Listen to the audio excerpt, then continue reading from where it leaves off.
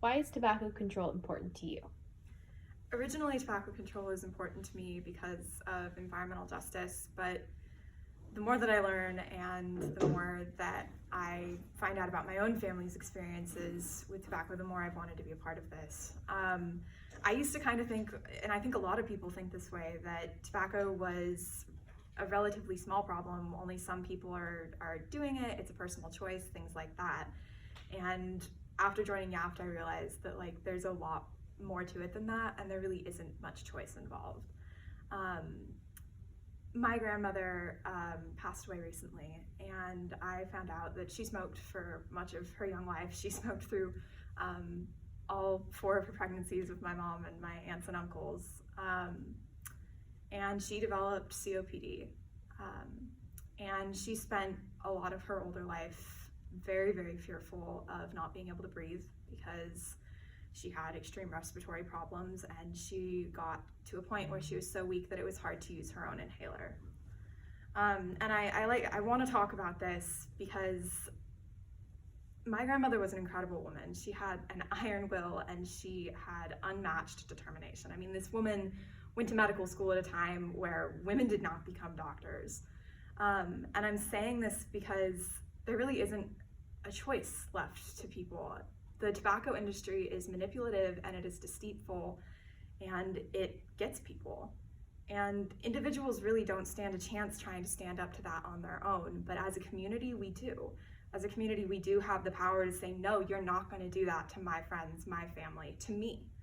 And so I think it's really important to be in organizations like YAFT that are joining together and fighting back for the health and safety of our communities.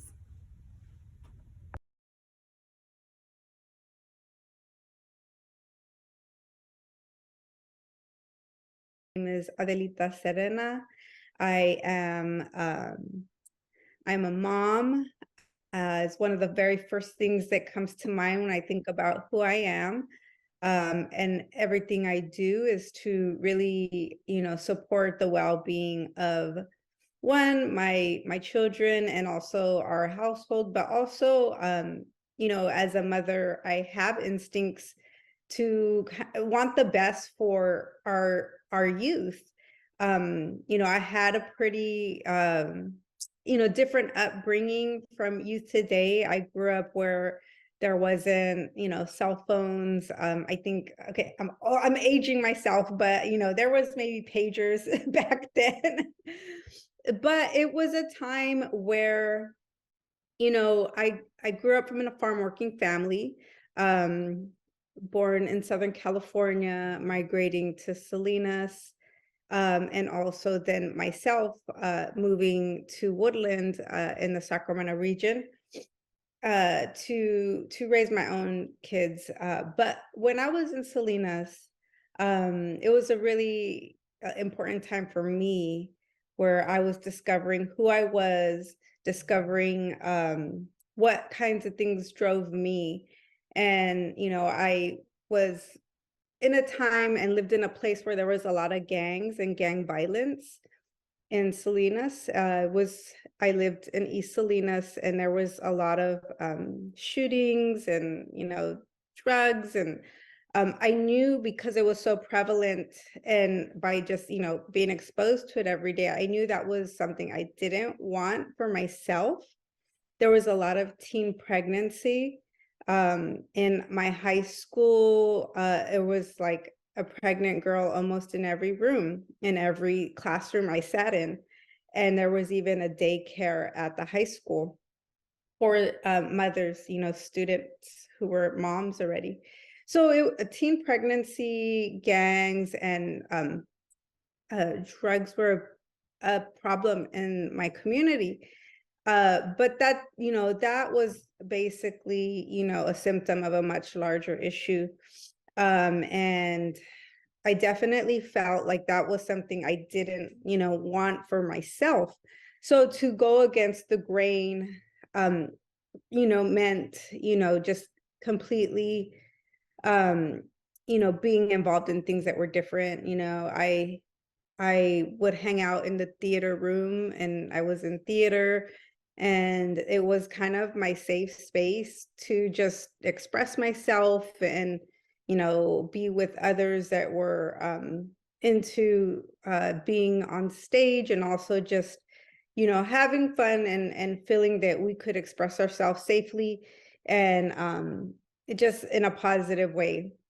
But we were still kids. So um, it was probably one of the most important times to, again, understand that this was something I was passionate about.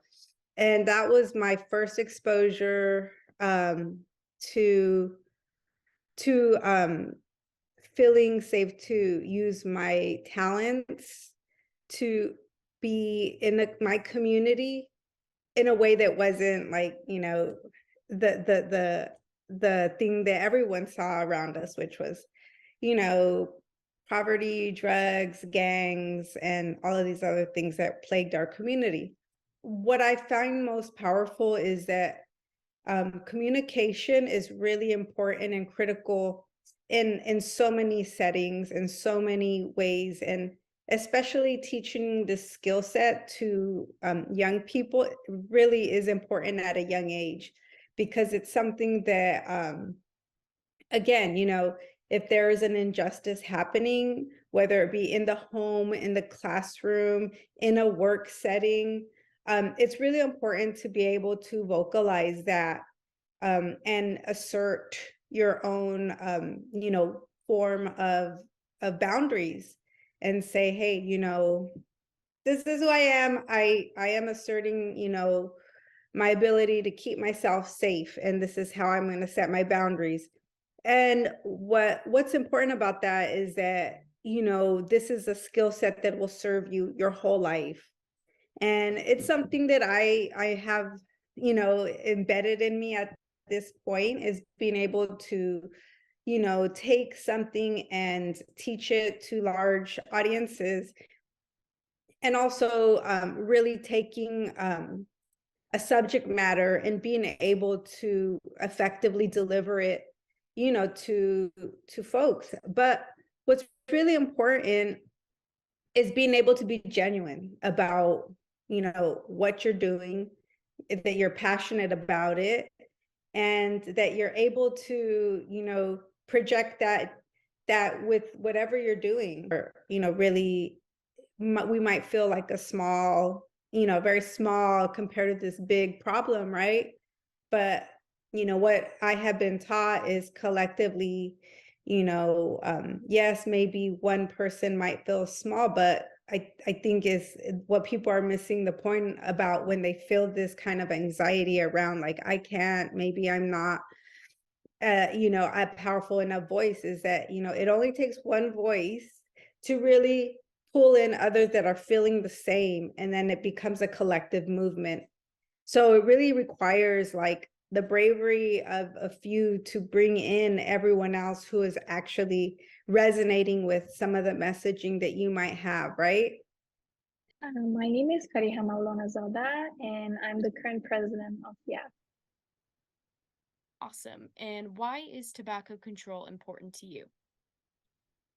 Tobacco control is important to me because of my personal experiences.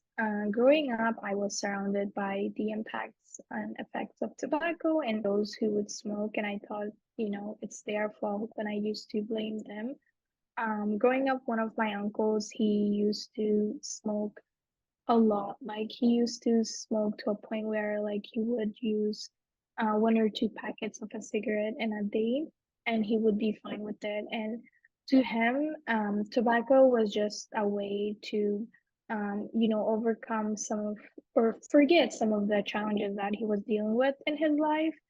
And he was an amazing human. And I remember like I would always go to him. I was very young, and I would go to him and say, you should stop smoking, and he would always like look at me and smile and be like, okay, yeah, like just give me those answers. And I always wondered like why he was smoking. Yeah, back then I didn't know how addiction works. So I would always keep saying the same thing. Unfortunately, he passed away at a very young age, and you know, during when he was alive too, he had to go to the hospital so many times. Like one time, the doctor literally told him, "Your lungs are like, you know, gonna stop functioning if you continue smoking," but he was still smoking because he was so attached to it and so addicted to it. So that was a very, I would say, you know, life-changing experience for me because that was me losing someone very close to me to tobacco. And then fast forward, uh, last year, my dad had to go through a surgery because he has been smoking on and off. But during 2020 and 2021, he was going through some, he was dealing with some loss and family issues. So he started smoking again, and he had to go through a surgery because his arteries were blocked. And um, again, another moment where I was able to see how tobacco is affecting humans and harming them, and the way it affected my family, I would say it was very hard. And yeah, like my dad, he can no longer lift something that's heavy. He cannot work, basically. And he has to be like super cautious, and all of that wouldn't have happened if it wasn't for tobacco.